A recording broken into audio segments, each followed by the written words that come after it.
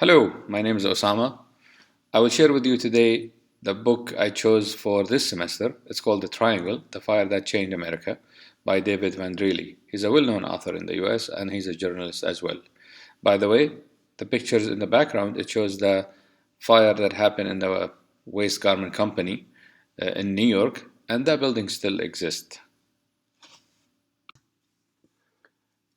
This review is broken down into four sections, followed by references.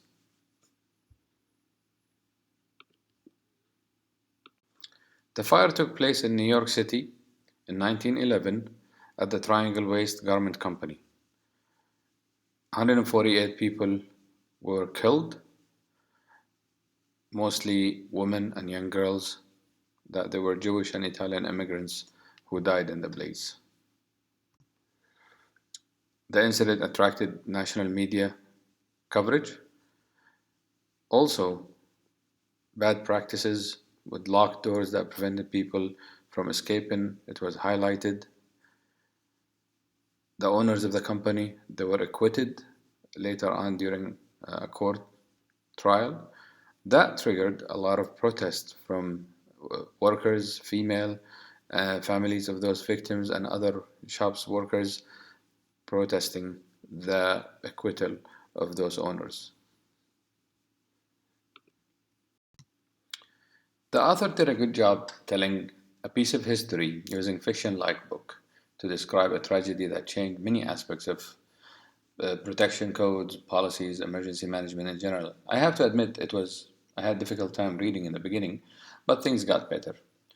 To illustrate many of his perspectives in this book, I will highlight the main themes that I believe relevant to emergency planning and policy. He describes many hazards and hazard-like practices that not only practiced at the Triangle Company, but it was the norm in the industry back in the 1900s. For example, many flammable materials were situated too close to locations where workers smoke. That could cause fires.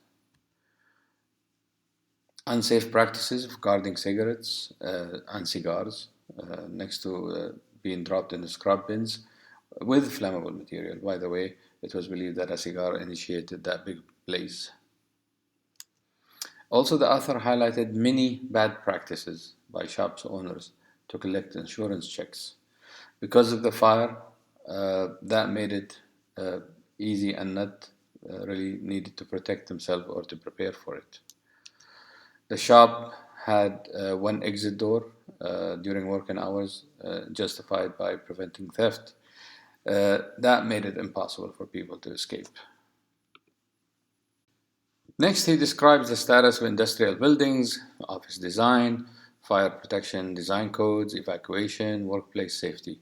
For example, exit doors regulations were not in place. Outward opening shutters made it impossible for people to escape. Lack of sprinkler system in the building.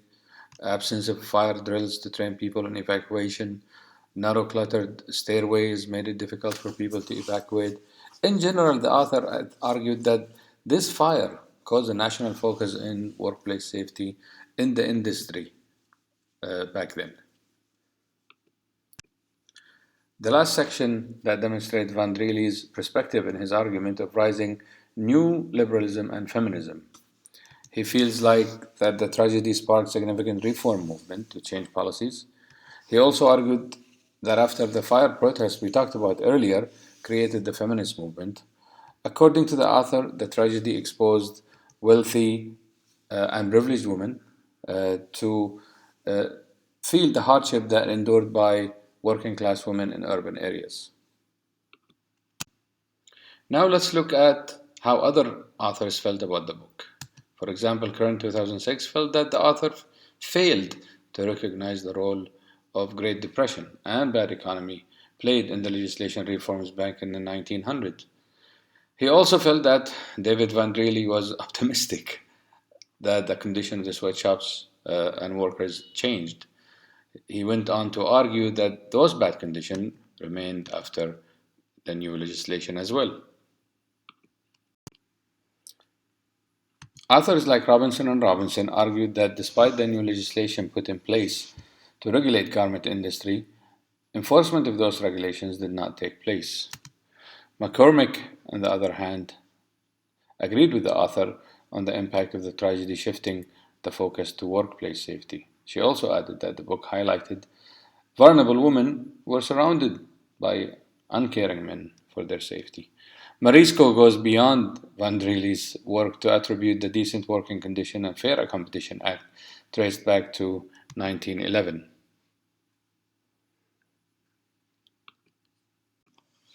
This slide describes my perspective, which I feel the true legacy of Triangle. Emergency preparedness became conscious after Triangle of a lot of regulations like outswing doors, locked exits, escape routes, evacuation procedures, and always that improved emergency planning in businesses. However, I believe it's not clear that enough attention was paid to regulating the garment industry in the US or abroad. I also feel that always rich firms always seek developing nations to open those sweatshops with the justification of creating local jobs for the local population. In 2020, I think the challenge of emergency management remained that businesses not liking to comply with regulations, they can move to other jurisdictions, easier jurisdiction, or even move to other countries, which is we all see. The last slide shows the references used in the review of this book. I would like to thank you for listening and looking forward for interacting with you in the questions. Thank you.